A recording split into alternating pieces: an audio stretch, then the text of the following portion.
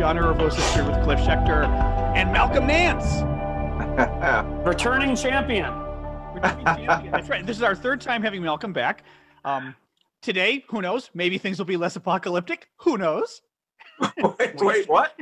I said maybe things will be less apocalyptic talk. Well, every time we talk, when we had you on the past, it was sort of like, will this country survive the next year kind of conversations. So, I don't know long term, but at least I have to assume it looks slightly better now. Well, wait, let me tell people who Malcolm is, because some of our British friends may not know. The Americans do. Malcolm Nance is a former intelligence author.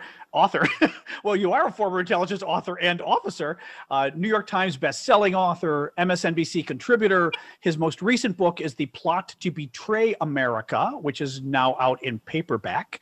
And are you working on anything new you want to tell folks about before we delve into the substance? Actually, I'm two books deep. One, the man's always writing a book. Well, in fact, I did not ever want to write another book about Trump. I really didn't. I had 3 books of the Plot series: Plot to Hack America, Plot to Destroy Democracy, and now Plot to Betray America. And people were like, oh, you got to do another one. I'm like, no, never again. And then as we were coming into the run-up to the election, I was just seeing so many terrible things that were happening with the way that Trump supporters were starting to talk. And they were using what we call eliminationist rhetoric. And so we just heard it from, go ahead, sorry. Oh, I was just going to say, I'm not doing another Plot 2 book. But it's a book about right-wing extremism and what I call the coming TITUS, T-I-T-U-S, which is the Trump insurgency in the United States. That Donald Trump and his followers are going to be pretty much like Saddam Hussein in Iraq in 2003. They're all going to go underground, and they'll do a very low-grade political military insurgency. Yeah, I mean, look, we just heard...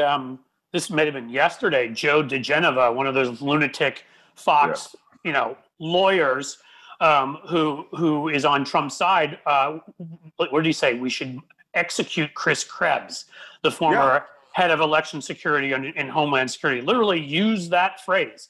He said drawn and quartered, and that he should be taken out at dawn and shot. What do we do with people like that?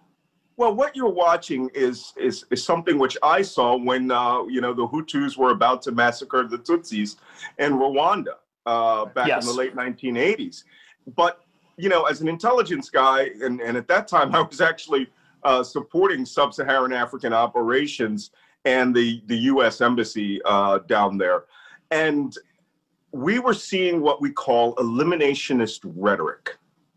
This is words and behaviors which are indicating how they're viewing their opposition. And at that time, we were, they had their national radio channel, Radio Mille Collines, which was saying, your neighbors don't deserve to live. They're not humans. They're they're animals. They're monkeys. They're cockroaches. Cockroaches was the one I remember. Cockroaches was the big one. So that's the thing. I want to say this quickly. I'll let you jump in, John, and obviously get back to you, Malcolm. But I often use that example on this show. This is one of the things I talk about a lot. Yeah, I do with Fox, because when people say, oh, the answer to free speech is more free speech, and my answer is not when it comes to this stuff, is that when you get people, Hutus and Tutsis, the Tutsis had been favored by the French when they were there. There was ancient enmity between them. I'm not an intelligence guy like you, but I am an international affairs background and a history guy. And what you have suddenly is these folks are neighbors with each other, but the talk radio programming starts saying they're cockroaches. How many cockroaches did you kill today for your country? And the precipitating event are these conspiracies around a plane crash and a head of state who was Hutu being. So that's my question for you is, we've always had these institutions that were supposed to prevent that radicalization. We're not preventing it anymore. How do we stop from becoming that? Well, and let me ask as well, Malcolm. Sure. Do we need, so I'm playing around with as you guys talk, I get to play around with who's highlighted. So it takes me a second to figure, it's like I'm my own producer here. At the same time, do we even need to worry about such things? Is America unique? do we not have the threat of the kind of violence we had in Rwanda in America? So I wanted to put that as a precursor to Cliff's question. And if what the hell do we do about it? Before I answer the obvious answer that no, America is not like Rwanda and we aren't going to go out and start massacring our neighbors, I often think back to a period that culminated somewhere around 1860, where in fact we did that very thing. We not only took up arms against each other, all of the American institutions severed and split. I mean, right down to, the commandant of the U.S. Military Academy at West Point was a Colonel Robert E. Lee at the time. And he left, abandoned his post, took all the Southern soldiers with him, and formed an army to commit treason against the Constitution of the United States. So, I can't say that would there ever be a circumstance where this nation would fracture. But let me tell you something. I know that for a very long time, somewhere around 5 years, the media hoi polloi, a lot of the journalists who were Glenn Greenwald followers, and there's this whole class of what I call bro journalists, right? Journalist bros, whatever you want to call them, who became over time. They were like the Snowden lover, Assange lover, and the entire Trump-Russia scandal, where Russia actually hacked not just the Democratic Party, but the mindset of the American public, using, information warfare as the vehicle to create a disinformation bubble around America that sucked in 40% of the nation, 60, and then it magnified the insanity from their preferred candidate.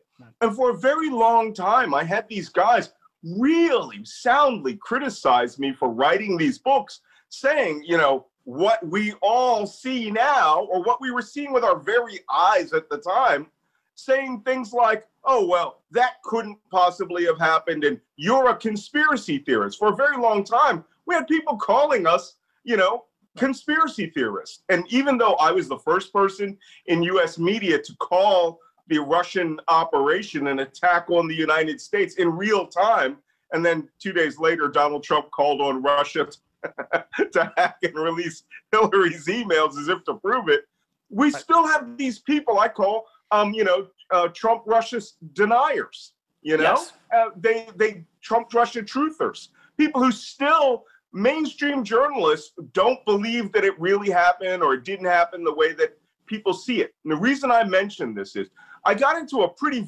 an interesting email battle with Matt Taibbi of Rolling Stones, who I didn't know had been in Russia in the wild 90s and was out there, clubbing and hoeing and doing whatever, according to his own writing. According to his own book, forcing women into compromising positions. But I don't know about that. All I knew at the time was this was Matt Taibbi of Rolling Stone. I had respected his work.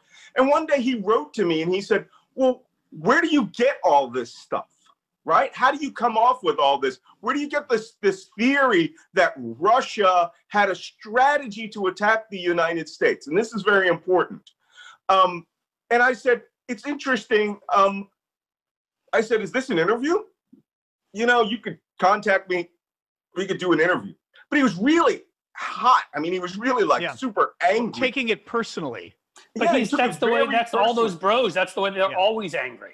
I know. It's like their thing. Bros. Right. And so he was just, because one, I'm famous for going on air all the time and saying, I'm not a journalist. Okay. Yeah, I have 4 New York Times bestsellers in a row, but I'm not a journalist. Just saying. I'm an intelligence officer who is doing analyses and giving you these warnings way in advance of the news media. You read the tea leaves.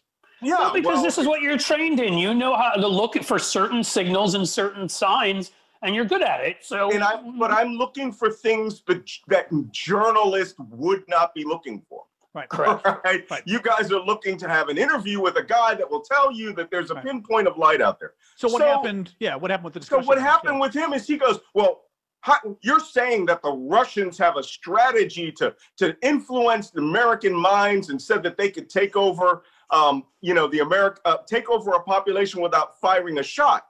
Interestingly enough, I had said that on MSNBC with Brian Williams. Right. Fox News, Tucker Carlson, the next night ridiculed it as if they had never heard of the Trump-Russia scandal. Yeah. And then as if Russia has no interest whatsoever in influencing American public opinion.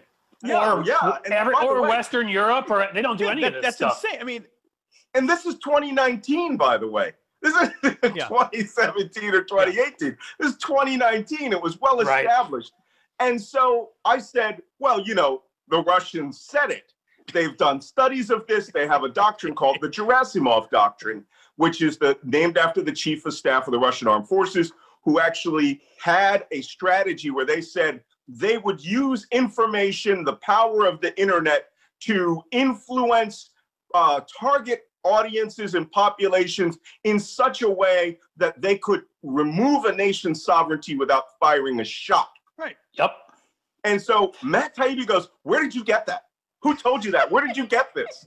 And I go, and I realized, oh, this is a hostile interview. I said, hey, man, well, go spend $28.95 and you can go buy my book, Plot to Destroy Democracy, where the Russians pretty much say it outright.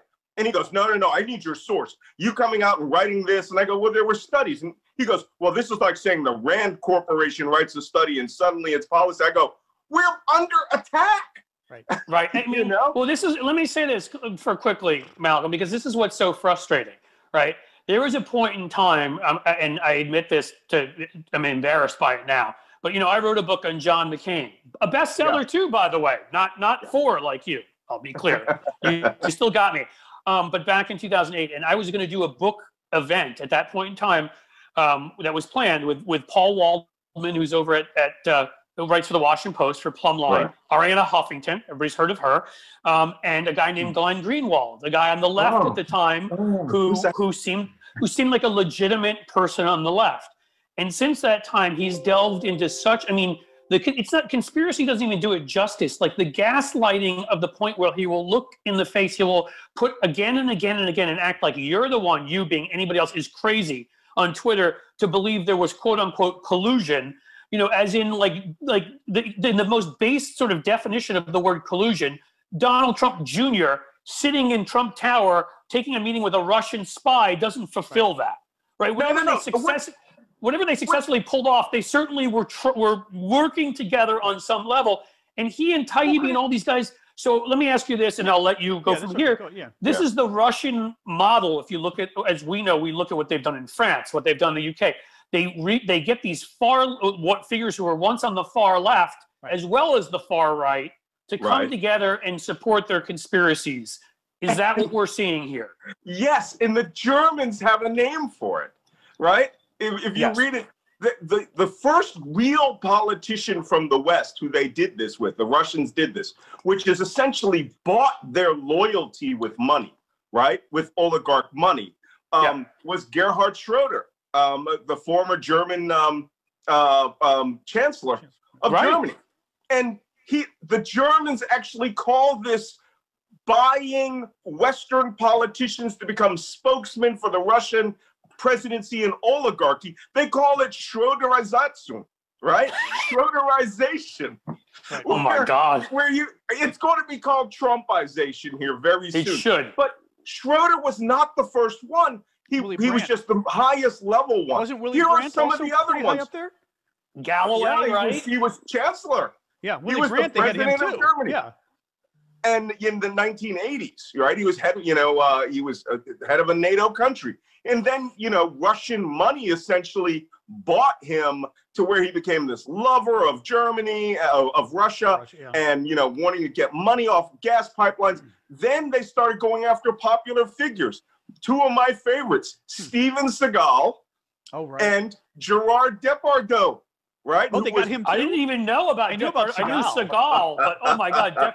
Depardieu and Seagal are Russian citizens. Oh God. David Duke too, right? They bought him to move over there for a while too. No. Well, David Duke has an apartment there, but they got all of three of the separatist movements in the United States. Wow. The Northwest Territory separatists, the Texas separatists, and this crazy guy who's like a Southern secessionist. And all of these things are communist. This is how the Soviet Union used to take, you know, lackeys and hirelings and bring them over and make them go on television. But Glenn it's almost Greenwald, like Putin served in the Soviet Union in some capacity or something, right? I hear people tell me this all the time. I actually heard a person say, Vladimir Putin is not a communist. Okay. I am a U.S. intelligence officer. I came into the military in 1980, right? In the mid-Cold War, or the last decade of the Cold War. And it was hot. That Cold War was very hot. Everything we were trained in was identifying KGB operations. I was a Middle East guy. KGB was everywhere. Right. Get off a boat in Naples, KGB. Go to Cyprus, KGB. Do a port visit in Egypt, KGB working with Egyptian intelligence. Syria, they were a global threat. But now we have all these people here who are saying, well, since 1990, they weren't communists. Vladimir Putin at age 13, according to his own biography, went to a KGB open house and asked them, how do I join KGB? And is that like pledging a frat or no? What's that? Is that like pledging a fraternity? Like you go and an open house? Beer bomb. I'm sorry, I couldn't help it. Go ahead. Believe me, what's really crazy is that this guy was a career KGB officer, and it was the Soviet Union that collapsed, not his loyalty to communism. Also, Mel, first of all, weren't you the one that told the story about how they, something about the name changing on the KGB and how it's the same building? That's true. Well, tell people that. It was a good example. The KGB became the FSB. And Putin was not the first post-Soviet director of intelligence, but it was so it was disintegrating. People were literally bringing truckloads of top secret documents to the Americans. So when Putin took over as the director of the FSB, the building, he literally went back to Lubyanka prison. The original NKVD KGB headquarters, resurrected it, including the furnace in the basement that they throw you into if they catch you as a traitor. Right. And but here's the thing about Putin. Right. He reestablished the FSB with all old KGB hands. And the only difference was he quintupled their budget every year. Right. And now they have all the technological prowess of the West. And here's the kicker. Right next door was a Russian Orthodox church that, of course, had been used for interrogations and abuse for over 70 years. This guy renovated it with KGB money, and he tied religious orthodoxy to loyalty of the nation in espionage. He embraced the sort of populism that the far right here embraced, and by becoming anti-Semitic, anti-gay, pro-church, pro-Russian greatness, expansion. Those are the two arms that brought the right wing to the Russians. The preservation of Christianity conferences that Franklin Graham was leading over there. He became they've been doing massive religious right outreach as well. Yep. Right. The NRA, as we know. I wrote one of the first pieces in the Daily Beast before Butina was busted. I wrote the first piece, I think, that looked at David Clark and these guys who were going over there and why are Clark's these people trip to Russia? Right. Look, why these are all this? Malcolm, let me go ahead. One thing that was old school. But it's also a bit of a red herring as well. It drives me nuts when I hear, and you're right, it's the same sort of liberal or whatever they are, far left apologists who say alt left. What's funny? I used to call them alt left. It used to piss people off, but it's a great term. Alt left. And people would get pissed. People would say, "Oh, they're not communist anymore," and I'm kind of like, so what? But you know what I mean? So what if they're not? It's, as you say, it's the same damn KGB building. It's the same people running the place. So they've changed the name of the restaurant, but they're serving the same food. Exactly. But I don't think they're still in favor of expansion. If they're still discriminating. Right, they're still a police state. Who cares what the ideology is? They fake embraced communism before, and now they're fake embracing. Well, they're not even fake. Now they're just embracing authoritarianism. But it's such a red herring. It doesn't matter which bullshit line you're hiding behind. What they're embracing is authoritarianism, plutocracy. But it's the bullshit of our side, is what I'm saying. It's the bullshit of the extreme left here, though, Cliff, that bothers me. Because they say it's McCarthyism, and you're just like, what are you fucking talking about? Who cares if they're communist? They're bad people. The hallmark of this, you know that you've reached your pinnacle when you get what's commonly known in the Urban Dictionary as Greenwalded. Right? That's when Greg Greenwald writes an article about you, turns that article into a personal attack in order to degrade you, so that everybody goes, "Oh, you're not legitimate." He did that to me. We're trying to earn our way. John and I have we've both been singled out in tweets and called example of the liberal hypocrisy and evil, and by Glenn, but I really want to work further so he can turn into an article. You and Neera Tanden are at the top of Glenn's list. Cliff and I are, we're not worthy. We're the B list of Glenn, who Glenn hates. Here, I got one last thing I got to say about that. Right. Look, here's why. I worked at the National Security Agency, right? There were programs I swore my life I would die before I would ever open my mouth about them. Right. And this guy's like, no, screw it. Send it out to the world. Everybody needs to know about this. The little old ladies and old guys at NSA work a thankless job. And they are not the man. They're not reading your emails. They don't have time, right? These people just want to make sure you don't get killed, right? So I appreciate that, my leaders. Oh, I'm going to help somebody commit treason. What do you think is going on with Glenn? And you know what? Keep it legal here as far as do you in your but this is what Malcolm does, and this is what he did for years, is look at the signs and come to and say, no, I don't have proof, but come to a determination. Because my question has been, is he just a useful idiot, or is your determination? I'll give you this. Just let Malcolm. He went on a trip over to Moscow with Snowden, and Snowden had a lot of stuff on him.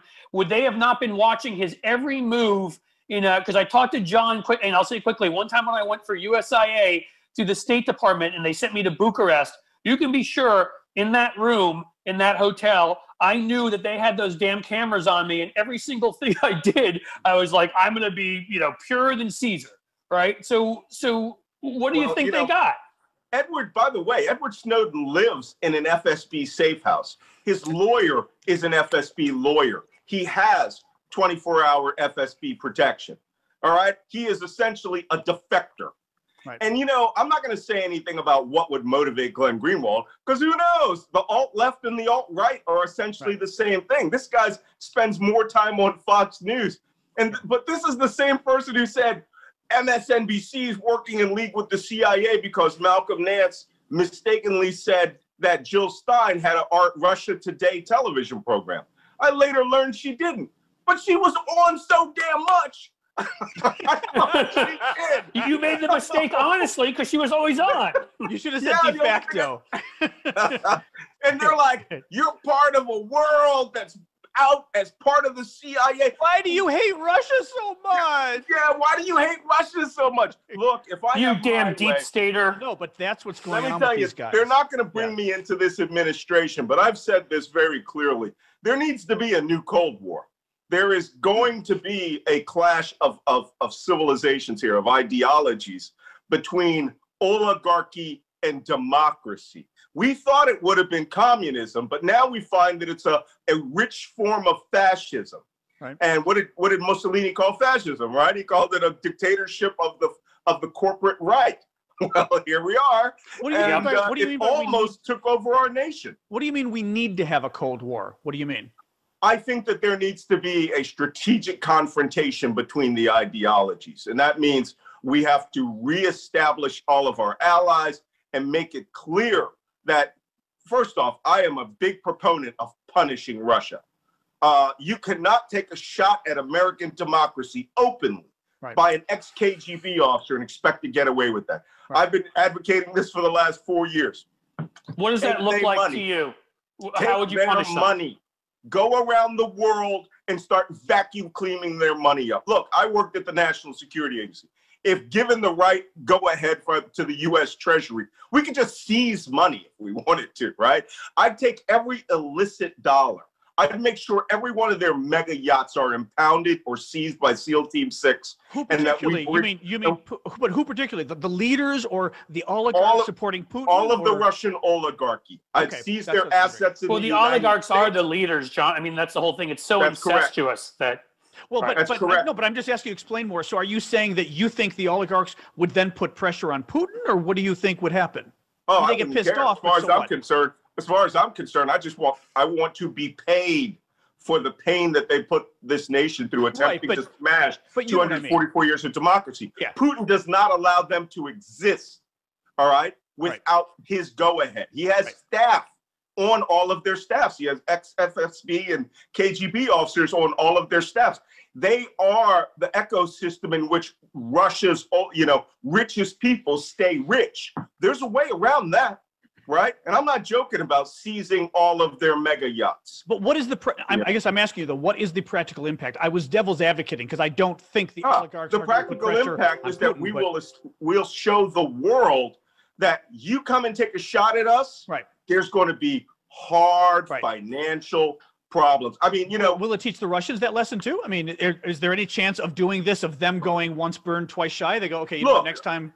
Well, the oligarchs won't want it to happen again. No, the oligarchs won't want it to happen again, but, they're the people who are going to have to go to Putin and say, hey, the Americans just stole $30 billion from me, or my boat just got seized in Marseille. But what's that? Will they go to Putin and say that? I thought they'd be afraid of him. Well, you know what? When you get every rich person in Russia starts losing their money, this is the whole reason why Donald Trump is president. He's a guy who could be bought. He's a guy who would allow them to play in the world of sanctions be danged. Look, I was on an intelligence operation, or supported an intelligence operation in which a terrorist was bought onto a yacht off of Cyprus. Right? Little did he know, we had seized that yacht. And the moment he stepped onto it, he was actually on a commissioned U.S. Navy warship. Oops. But those, the women with no tops on who were DEA officers, oh, God. This guy didn't know he had screwed up. Until literally he was being winched onto a U.S. helicopter, landed onto a U.S. aircraft carrier, then flown nonstop to Andrews Air Force Base. That's the way we are going to have to play with the people that funded this attack on the United States. Granted, Joe Biden won't want to do that. It would take something precipitating for the United States to really go after him. But if somebody were to call me in and ask my opinion, I'd say this thing needs to go. We need to go back to 1962 with Russia. We need to start confronting them everywhere. Well, no matter what we do, Angola, right? I mean, look, I said whatever we decide to do, this is pretty simple stuff, right? This is going back to on crime and punishment kind of stuff, which is if the reaction to somebody committing an act like that is, it can't be immediate at this point, but if it's not, it can't be swift. But it can be certain and it can be severe still of those three S's, we got to do something or why would they not do it again? If we Hillary Clinton said in the run up to the election in 2016 that she would consider Russia's act of cyber, operations as an act of terrorism, on par with a major act of terrorism. And of course, a lot of people will say, well, you've got to get a legal basis for this. Russian oligarchs buy American lawyers by the gross now. Okay, and they understand you want to screw with the United States, go into the courts, right? What I would do is I would work with Congress if we got a Democratic Senate, and I would do what the British did, which is sort of this global Magnitsky Act, and where your unexplained wealth is seizable. It's as simple as that. You come into the United States, we're going to audit the heck out of you. If you're tied to global, oligarchs and money that came from the liquidation of the Soviet Union, then the United States government is going to own itself 4,000 apartments in New York City. Right, because a bunch of these guys are U.S. citizens who came here when they were young and they have ties to Putin, and we know that. And so, and I think it's awesome because then they should be well aware of the consequences of having taken part or assisted or facilitated or exercised influence in an attack on the United States. And they better become key players to helping us find the resources and assets of a global dictator, or they are going to find out just what U.S. courts are for. There just cannot be a kumbaya. Let's just let Russia get away with what they did. They'll do it again. They'll start going down. Yeah, they'll start going down to dog catcher level, but putting people in and Biden, facilitating QAnon and the Trump insurgency, to where Russia has been pulling their strings for the last 4 years. But don't you think Russia, of course, Russia will do all of this again. They're going to keep doing what they're doing. Don't you think Russia will cross the line again? It's only inevitable that Russia will cross the line again and Biden will be forced to act. Look, Russia has crossed the line. What we need to do is there's two areas where we need to operate. You can go black, or you can go gray, or you can do it white. I say we start with the black, right? Whoever the next director of the CIA or the director of national intelligence, I would just make it clear that identifying oligarch assets and all of the personnel that took part in the 2016 information warfare operation on the United States should become global top priorities. I'd be going full Jason Bourne on them, in the sense that not Jason Bourne going out on them, but that would be fun. You spool up the whole agency, right? To say, hey, I need full asset coverage on these people. And the Treasury Department, I'd have an entire wing of those guys, and Justice Department lawyers. Tracing down their funds, Trace down their funds, issue subpoenas, and say, we're seizing them as assets of a international continuing criminal enterprise. RICO, those Malcolm guys. Nance, Russia czar. I see it now. Oh my God, they would fear me. The irony in and of itself of a Russia czar, you have to enjoy. Yeah, I know. But it's only for vengeance. Well, justice, not vengeance, but yeah. Well, I mean, that's my thought. Like, I mean, look, you can argue for all of us some of it's vengeance, and I mean, for what they've done to us. But the more important part to me is the justice part, is the looking at, we need to prevent this shit in the future and what's going on right now. And if we don't make it clear that there's a punishment, a price to be paid for everything they're doing, I mean, I wonder how many members of Congress they own at this point. I mean, who knows what we're going to find out soon. It was suspect that. And I would like to know your opinion on this. Like, I mean, there are plenty of folks who've claimed that QAnon itself is a Russian op. It's just a disinformation op to fuck us up. I don't know what your thoughts are on that, but it's too inherently American. And the whole idea. I monitor right-wing extremists online, and I read their stuff. I get up at 4 a.m. I start reading the Morning Crazy, and these you're guys. A lot of fun, aren't you? In bed. Oh my God. It's 4 a.m. Malcolm, turn off the QAnon. Well, this is the only place it pays to be a widower. My wife, who still speaks in my ear all the time, she watched me watch these people. Would you actually do that to her? You'd like get up at 4 a.m. and start reading your stuff, and she'd be like, honey, what are you doing? She did. In the morning. Well, fortunately, I would get up. My wake up time is 3:30 in the morning, and that means I can go get all my work done before 7 in the morning. But like I was saying, that when you monitor these people and you see the crazy that's going on around Sidney Powell right now, the Kraken, the Kraken, bring the Kraken. This story that SEAL Team 6 went to Germany to seize the fake voter roll logs from the CIA. Yeah, like wow. Didn't they do that at the direction of Hugo Chavez, who's been dead for like 7 years? Oh my God! They're saying Gina Haspel and Ray and FBI. I don't even get part of this. I don't even get the theory, because I kept listening to them and I'm going, wait, there was like one computer in Germany that had the real results of the whole election? Like, how does that even work? What does that even mean?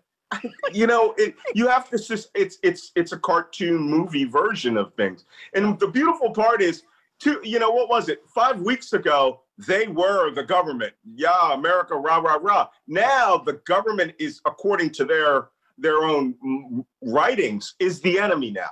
Right? The deep state is now taken over an entire election and is trying to defeat Donald Trump, and Trump is fighting them. And we now have to get our guns to defeat them. Right. This is where we delve into craziness, but it's an indigenous American crazy that's happening here. And Donald Trump, with the amplification of the Russians, because, you know, in this election, the Russians didn't have to do anything. Donald Trump did it all. And that amplification took place internally. So these people have literally the Gerasimov doctrine of seizing a nation's sovereignty by changing the mindset of a foreign population to where you are now their savior and ally has taken place with Donald Trump. Yeah. These people are ready to fight, by the way. And the QAnon stuff, that stuff is so widespread, and this is the premise of my next book. That stuff is so widespread, it will become the main ideology of the Republican Party in the next year. Wow.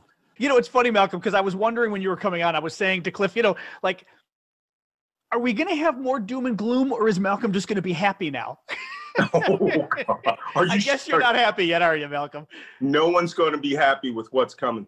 Yeah, no, and I'm quite serious, because the thing is, it always made me laugh, because you would get a few of those naysayers, but, you know, everything you said about Russia, everything you said about Trump. Now, I will say this, they're such good liars, the Republicans, though, you know? I mean, and we talk about this all the time, but think of how many times they talk about how the Russia probe was a hoax and how it proved Trump was innocent. But almost every day they bring this out. How often on our side do we talk about, well, actually, we found a lot of stuff with Russia, including Donald Trump's own son agreed to collude with the Russians for election help. That fact. You know what? And we suck at this, don't we? A little bit. We do, because we're normal, rational human beings with things to do in our life. These people that I monitor in Parler, Gab, Wemo, all these crazy chat sites are there. They're nuts. The problem is that nuts is now in the mainstream media. And every time there's one guy, I saw this in a forum, and this one guy goes, hey, listen, they certified all these results.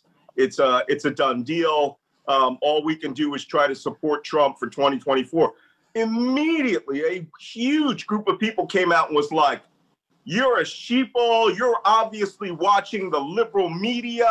It's not over by a long shot. You got to watch OANN. And I realized they stay within this echo chamber of theirs in order not to be exposed to any other reality. Well, but and it's worse than that, though, because, look, a lot of people watch MSNBC, okay? And MSNBC, you know, the nightly shows on MSNBC, the nightly shows are liberal, right? Now, there's a marked difference, because Rachel and Chris don't lie. They've got a bias. I say a bias. They've got their perspective. They come from a lefty they have their opinion. But their opinion, I mean, they come from a lefty perspective, but they don't lie. You know, it's obviously different. I mean, what worries me is, I'm still shocked. I asked you the Rwanda question as a softball, but only halfway joking about, is America like Rwanda? I never thought this stuff would work here. I never thought you could just lie to people and you'd get 47% of the vote. I never thought you could kill 265,000 Americans and you'd get 47% of the vote. There is nothing these people can't lie about. There's nothing they can't do and then lie about that 47% of Americans aren't going to say, you know what? Would you call it like a psyop, like what right-wing media is? It's not a psyop. See, a psyop requires a targeted, scheduled narrative, right? Where you know what you're going to do, and you understand how you're changing the psychology of it. For the Russians, it was a psychological operation. It was a disinformation operation, a psychological operation which was carried via the vehicle of disinformation. And that gave you a targeted result, which was get Donald Trump elected. And that would benefit the Russian Federation. This internally is more like a psych out op, where disinformation is being used to create a cult-like bubble around these followers in order to go after a targeted result, which is give us more money. Whoops, sorry about that. That's all right. Somebody's calling Malcolm again. Exactly. Yeah, from Germany, actually, a person I have who's watching the German QAnon. It's Gerhard Schröder. Is that where that's short? Is it because of that server you went over to Germany to get and bring back? Or? They're going to be playing these 3 seconds of our podcast forever now. Glenn will be all over it on Tucker. You know, that guy. you know, the funny thing about these people, these useful idiots, Glenn actually kept trying to goad me into saying, I dare you to call me an agent of Russia. And I said, I haven't seen you have a signed contract. That's what an actual agent is, right? Everything below that are, you know, useful idiots, willing assets, unwilling assets, unwitting assets, witting assets. There's a whole myriad of things there. But back to your question about, is this a psychological operation? It's a psych out operation where, you know, people have psyched themselves out, but only because Fox News, the right wing, and Donald Trump have created this bubble of information. And the psych out is when they tell you anything outside this bubble is a lie.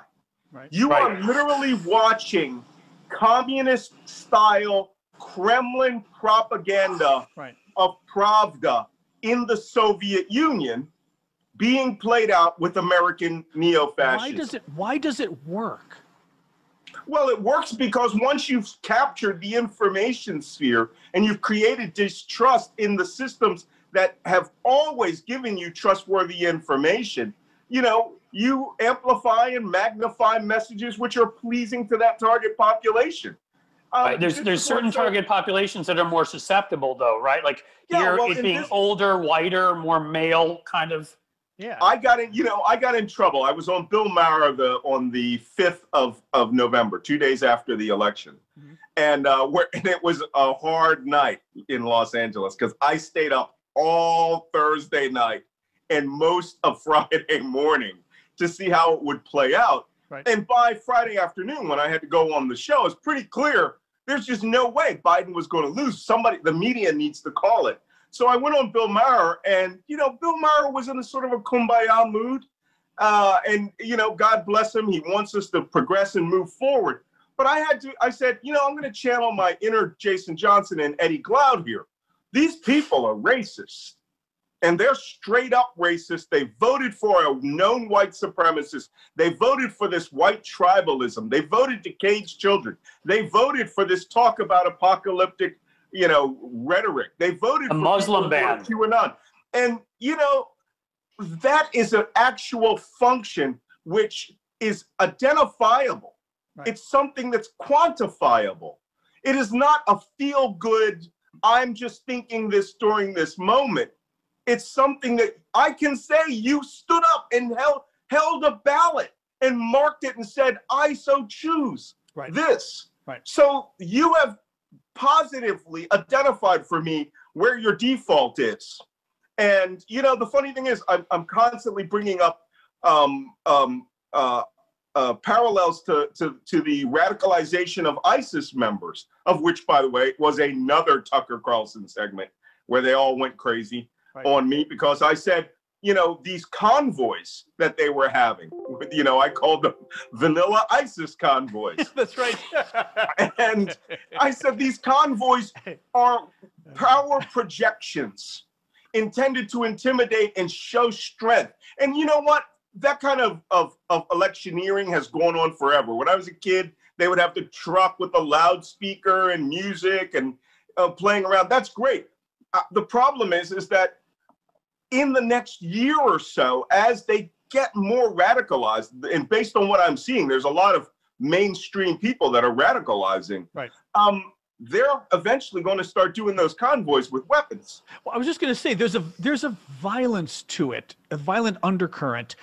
Even what went on in Oregon, right? They were using their paintball guns, but I mean, they were trying to make fun of it. It's just paintball guns. You're riding by in trucks with what looks like a weapon, shooting it at people, which certainly opens you up to being shot back. Somebody doesn't know it's a paintball gun, but also a fucking paintball gun? I mean, like, that could hurt people. Well, you know, I operated in and out of Iraq over 10 years as a security and an intelligence contractor there, where I only worked with Iraqis, which is the smartest thing I ever did. When I was around Westerners, man, I was in just mortal terror of a massacre. And there were a lot of shootings that went on in Iraq that, you know, culminated with the Blackwater shooting. They were just the highest level one. I remember one night we were in Baghdad and somebody saw a shadow and it unleashed a 5,000 5,000 rounds of ammunition at every shadow in a 360-degree radius of this hotel that we were protecting. Their mindset is they're playing this live action role play world where, you know, they're driving around in special forces technicals and they're flying their banners like they're, you know, the CAG, right? You know, DevGru, or out in northern Syria, and they're all weapons forward, ready to bounce. You know, the stuff that I saw in Western private security people over there that I was horrified from and tried to break when I had 250 British and American private security contractors on my contract. And I was just, you know, I took them low profile and they were angry. They wanted to be seen. They wanted to go to guns. I see that in these people who, most of whom have never spent a day on television in the military, but they all want to play, you know, they all want to play the super soldiers of Benghazi, or they all want to be, you know, Black Hawk Down. Right. And it's like, are you kidding me? I mean, I did that for almost 30 years, and believe me, I am more than happy to not have to deal with that here in the United States. But there are many of them, it's really a live action role play or cosplay with real weapons. And those paintball guns are an extension of that. I can't kill you legally right now, but I can stitch you up with 25 paintballs legally, or pepper balls. And the dress-up games. They're wearing all their bizarro. Right, they get together in these little militia get-togethers, and you know, I mean, the fact that most of these guys can't walk up a flight of stairs without getting winded is, you know, doesn't change the fact that they still, this is how they picture themselves, right? That's how you get to the president. And you know, they all have this hero worship. If you guys have ever wondered where the beards and the bro tats and you know, all of the body armor and stuff comes from, it comes from, I can tell you, one photograph of Delta Force and SEAL Team 6 protecting Hamid Karzai in like 2003. And that's where the guys had the beards and the bro tats and all their weapons forward. And they were, you know, no one had seen special forces like this. And so what you're looking at is this extension of these guys, the vet bros and all the rest of these guys, thinking they want to be all, you know, SEAL Team 6. They all want to be special forces operators. And we had lots of these guys in Iraq, and they tried, when I was in Libya, they were trying to come into Libya to establish security companies just so they could go get some. And it was just like, holy cow, I can't believe these people. What you're looking at here are people who are mimicking them, you know, sort of in the way that people were mimicking John Wayne and the Green Berets. You know? And it's terrible, but they're ready to kill people over this so that they can pose as super soldiers. And it feels to me like, and again, I've written about the NRA in the past and some of the people they encourage, empower. I mean, it's a powder keg already, because we're the only Western country that allows any one of these yahoos to get their hands on an assault rifle, among other things. Right. They've shown up already, you know, I mean, to events that Shannon Watts and Moms Demand Action have held. They've shown up outside with their assault rifles. I mean, they're doing plenty of this stuff where they're putting themselves in places. Think of the Bundy clan, right? To threaten people with this weaponry, and all it would take is one person shooting, and the whole thing could blow up, and you could see, you know, a slaughter. And to think that this isn't going to happen at some point when they're being encouraged by Fox and Limbaugh and the rest of them. I mean, it's dangerous. And they view Kyle Rittenhouse as a national hero. Jesus Christ. This guy got a $2 million bond. That's $200,000 in cash. Was put up for him to get out of jail. He's 17 years old. He borrows a gun. He goes someplace where they weren't invited, and he goes out and he starts shooting people because he felt threatened. You wouldn't have felt threatened if you hadn't been out there with a long rifle intimidating people with the intent to kill. He was just, and I'm a professional gun owner. I am a competitive shooter. I belong to gun associations, not the NRA, and I am all about safety. in sport, in marksmanship. Sure. These people have been led to believe that they are the living embodiment of the movie Red Dawn, and they're the Wolverines. Well, I was gonna say, oh God. You would not believe on all their forums, they're referring to everybody in the left as communists. Yeah. And it's like, really? Insane. Have you heard of Donald Trump? I know. I haven't kept up on the level you have, but I've said to people on the show here before, like when we talk about guns and they're like, oh, you hate guns. I'm like, I have NRA medals because I used to shoot competitively on a team. Right. And I'll never forget one guy one summer, it was in summer camp, pointed an unloaded rifle back at the audience. And this guy was kicked off of the range for the entire season, because that's what safety is. It's not carrying around assault rifles to public areas with the safety off, not knowing how the fuck to shoot one of them to begin with. Right. That's what frustrates me. We're not talking about competitive shooting, and we're not talking about we're talking about these guys, these weekend warrior guys who show up to intimidate with guns they don't even know how to handle. There's a really good short documentary that was done. I want to say it was by the BBC or ITV. And they go out with the Michigan militia, with the wife and all these things. And they're out there, and it's like, look, if you want to have a gun club and you want to just go out and pretend like you were in the military, that's great. Have at it. Have a good time. The difference is that, I live about, let's just say I'm in the eastern part of upstate New York, and nearby is the Great Barrington in South Egremont, Massachusetts, where the last battle of the Shays Rebellion was fought. And there's a reason it was a last battle, because they killed people. And, when you come up against the government, the state or the federal government, you're going to find out where the error of your ways are. And, you are not going to be greeted by police when you do a hostage barricade, like those guys were planning in Wisconsin to take over the state house and start executing all the Democratic leaders. Democratic state senators and congressmen. You're going to come up against the FBI hostage rescue team, which is just a civilian way of saying Delta Force. And they're going to come in and they're going to show you what professionalism really is. They're going to treat you like the Taliban, or ISIS. And then it's not going to be fun and games anymore, right? It'll be a massacre, but we're going to go back to Ruby Ridge. We're going to go back to the late 90s, and now the militias are exploding. And this is why I call these people in my next book, TITUS, T-I-T-U-S, the Trump Insurgency in the United States. Trump is essentially going to be out of power Saddam Hussein, right? Question is, well, he won't be living in a small hole, but we got his sons, Uday, Qusay, and these people intend to project political power and destabilize the government. And their followers, without asking him, will start a low-grade insurgency, just like that's, Mao Zedong's first phase of revolution. What do we do about it? Well, the first thing you got to do about it is we have to reestablish rule of law in the United States. And the only thing that, anytime an incident happens, like with Kyle Rittenhouse, people need to come out and say the first words, this person broke the law.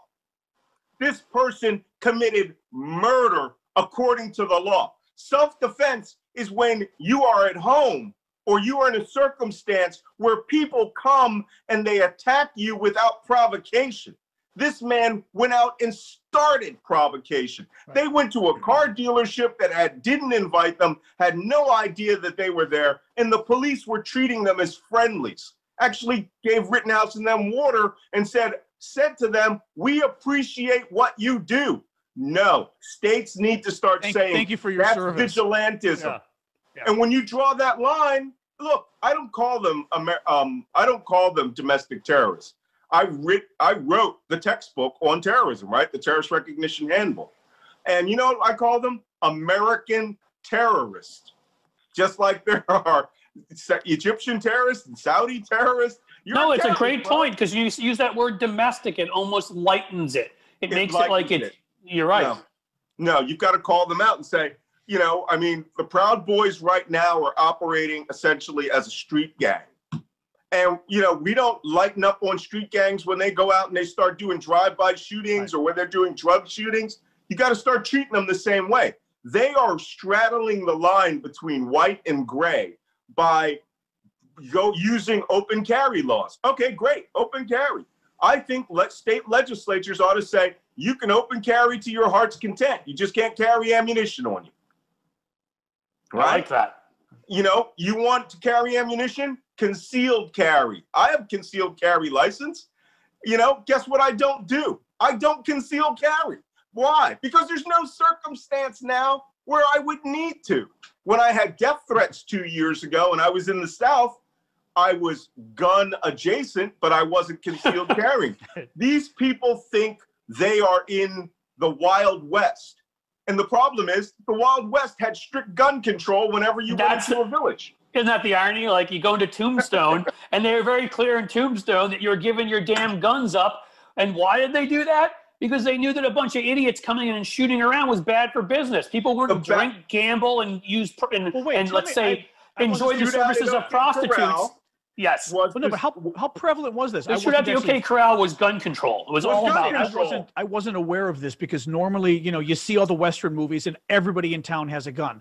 Were there a lot of towns where they literally made you check your gun? Most jurisdictions would make you either check your guns or secure your guns. Huh. You know, it's not like, you know, there in a lot of these movies, but a lot of this is mythology. Where you were in danger and needed a gun was where my great grandfather or granduncle operated. He was with 9th Cavalry Buffalo Soldiers. The most dangerous place you could be in the West is between two towns, right? Right, between the towns is where you could, where you could have your guns. But when you arrived at civilization, where we didn't want everyone to just be shooting everybody up, check your guns. That's correct. Because again, this John, I'll get you a great article on this. Because obviously, I mean, there were whole states, Wyoming comes to mind, Kentucky, and this will shock you, that banned concealed carry, right? I mean, they didn't even allow it back then. I mean, you know, what the recent Supreme Court's delivered us, its whole thing about an individual right, there was never an understanding interpretation of the Second Amendment until the Federalist Society and the NRA and people like that invented it in the 70s and 80s. Well, you know, here's something that's interesting. Because I also see these people are constantly going, Biden's coming to tape your guns. He's going to use the NFA, the National Firearms Act, to get a $200 tax. So we register your guns. No one's doing that with this current Supreme Court. I wouldn't be surprised this Supreme Court eliminates state laws prohibiting the carry of guns. Sadly, neither would I. I think they'll take it a step further than Heller, and with Barrett there's a good chance we'll see no assault weapons bans in certain states overturned. Every one of them in the United States will be overturned. That's right. The states that have them will have no right to regulate firearms. Yep. And if you read the Second Amendment, I don't want to geek out on this too much for people. You'll see that the Second Amendment in and of itself was all about the federal government not being able to tell states that people couldn't carry firearms, you know, as part of a militia. In other words, even by the interpretations of the Second Amendment, if a state wanted to ban guns, it could. It just said the federal government could. But these guys, they don't give a damn, you know. And Scalia upheld that. He had upheld that New York City and New York State has a right to determine how it wants to regulate firearms. But Amy Barrett, I think they're going to be in the let's strike down all prohibitions against firearms nationally. Right. Sadly, I agree. Even if Roberts takes the common sense position, they've got 5 now that are lunatics. Yeah, I know. So, I mean, that's the thing. I don't know. I think I'm like you in that, Malcolm, and I don't see some large scale war, but these kinds of insurgencies, you know, which we've seen, as you pointed out, in ways in the past. I mean, this kind of rhetoric online and you know, in chat rooms on Reddit and, you know, places like that, and then on Facebook and Fox, I think we'd be crazy not to think that this kind of stuff isn't going to happen and there aren't going to be outbreaks of violence in places. Yeah. Yeah. Well, you know what?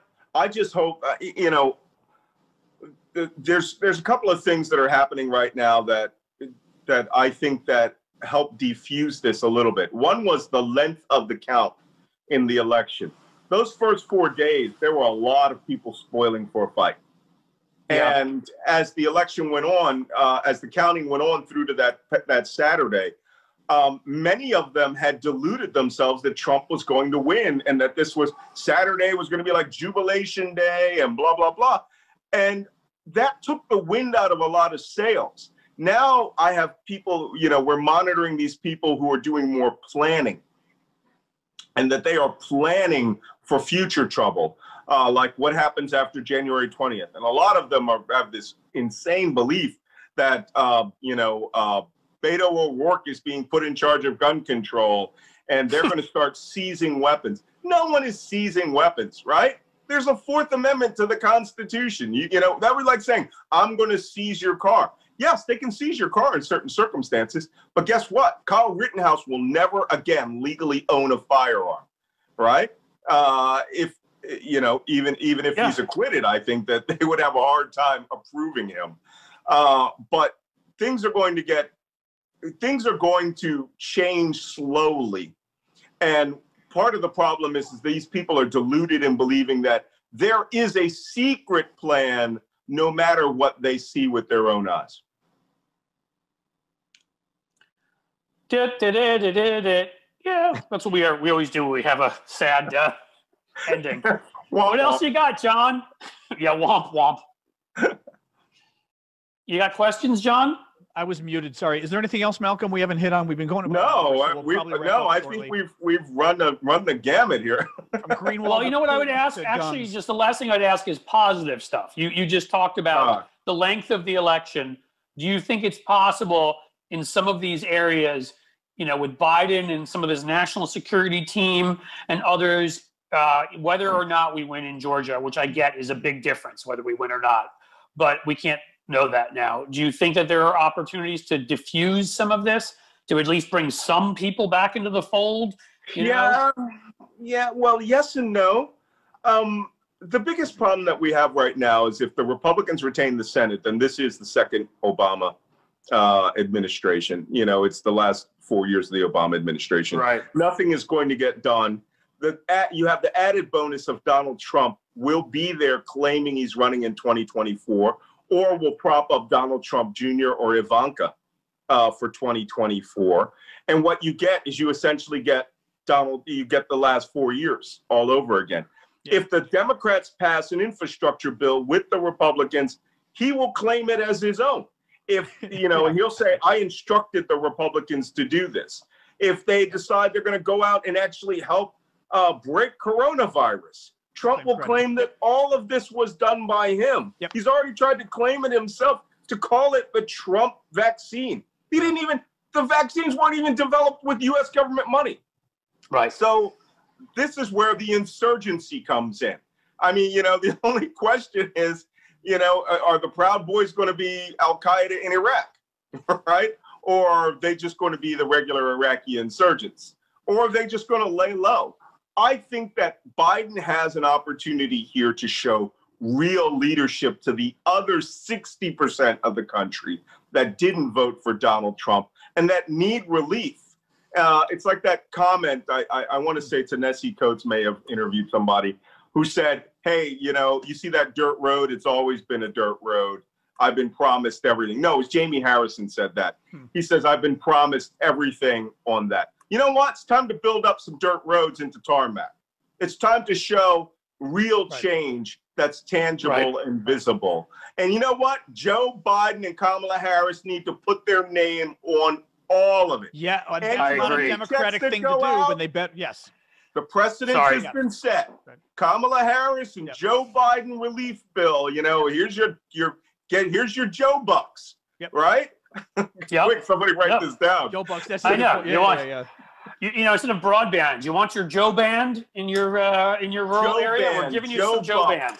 Joe roads, right? Cups of Joe for everybody. Yeah. But we need real leadership. I mean, everyone who's the secretary, the attorney general, whoever the attorney general is, Joe Biden won't have anything to do with that person. But that person had better be a pit bull.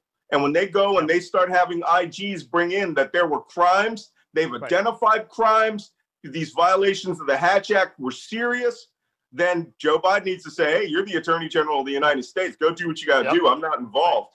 And if that means people go to prison, well, you know, prison guards obviously need jobs so that we can keep them out of Lafayette Square. Right.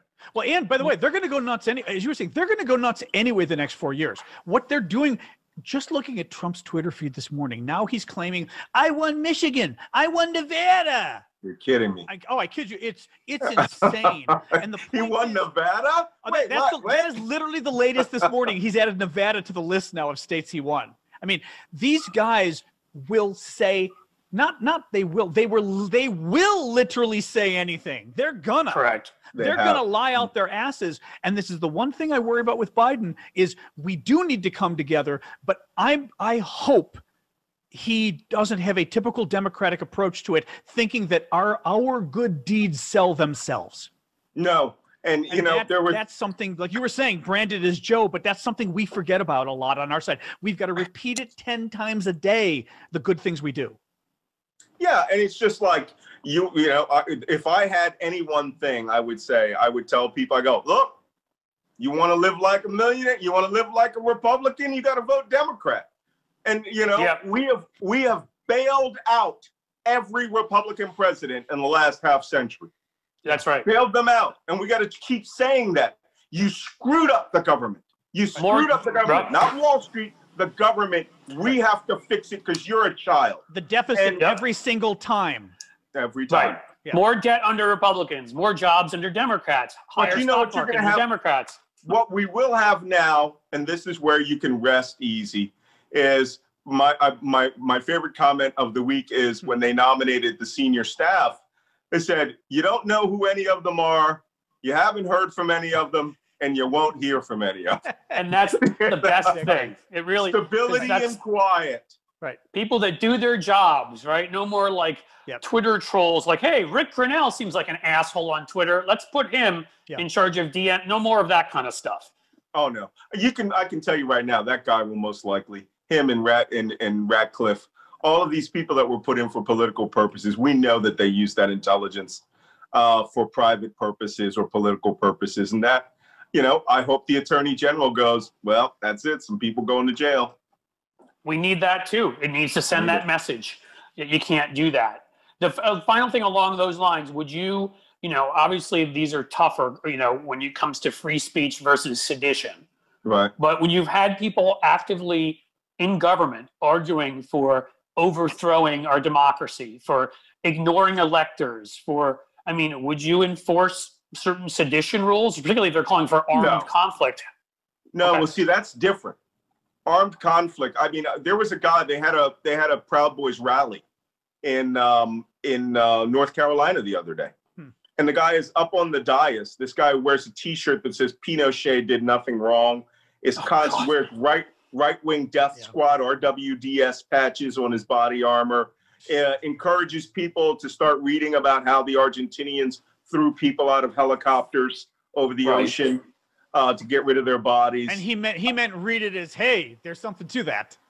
Well, he actually made a statement the other day saying that we need to eliminate all Democrats. We need to start the elimination, the mass murder of them.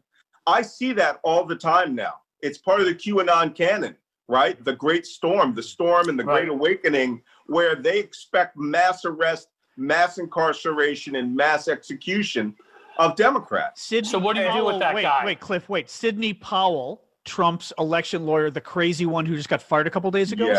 Her backdrop on Twitter is the storm. Other people who follow QAnon had pointed it out. There's a picture of her with somebody else in the lightning, and it literally is the QAnon storm that she was referencing. And this is dangerous. So what do we do with these people? Like the guy that got up and made that comment, what is that sedition in your... No, it's not sedition until he starts putting it into practice, right? You all have you have the right freedom of speech. It's when you say, I'm going to start killing people. See, there's a big difference between Democrats should be killed. Right.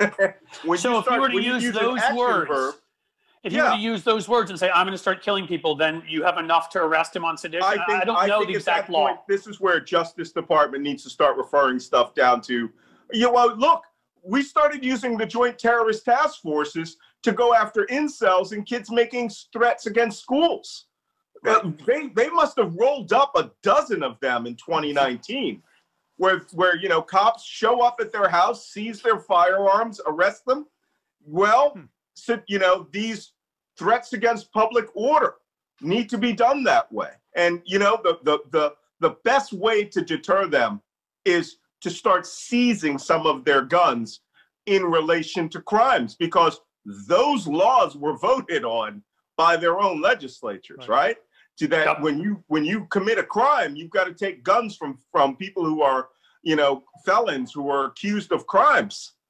They hate the idea of losing their guns in any circumstance. Oh my God, it's like being naked. So when you want to stop somebody from being an idiot, just say, go ahead, keep talking. You lose your firearms. Yeah. And then they were like, oh no, I'm not going to say anything.